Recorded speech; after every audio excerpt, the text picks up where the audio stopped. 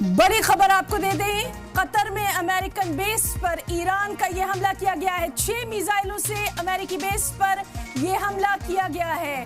अमेरिकी फौज के बेस पर धमाके की आवाज सुनी गई।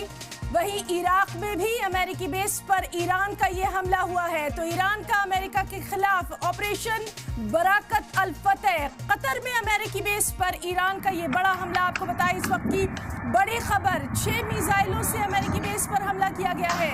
अमेरिकी फौज के बेस पर तेज धमाकों की आवाजें सुनी जा रही हैं। वहीं इराक में भी अमेरिकी बेस पर ईरान का हमला किया गया है। कुवैत और बहरीन में अमेरिकी बेस पर भी ईरान का हमला किया गया है। कतर ने अपना एयर स्पेस बंद कर दिया है, यूएई ने भी अपना एयर स्पेस बंद कर दिया है। तो इस वक्त की बड़ी खबर से आपको रूबरू करवा रहे हैं।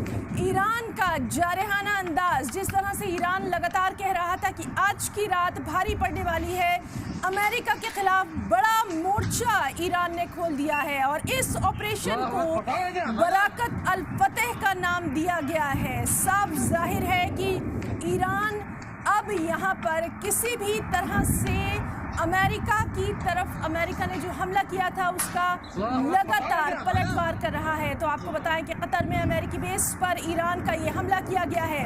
6 मिसाइलों से अमेरिकी बेस पर यह हमला किया गया है। अमेरिकी फौज के बेस पर धमाके की आवाज़ें भी लगातार सुनी जा रही हैं। इराक में भी अमेरिकी बेस पर हमला किया गया है। तस्वीरों में आप साफ तौर पर देख सकते हैं, बराकत अल फतेह इस ऑपरेशन का नाम दिया गया है। वहीं कतर में अमेरिकी बेस पर ईरान का हमला, 6 मिसाइलों से अमेरिकी बेस पर हमला किया गया। अमेरिकी फौज के बेस पर धमाके की तेज आवाज़ें सुनी गई। इराक में भी अमेरिकी बेस पर ईरान का हमला किया गया है।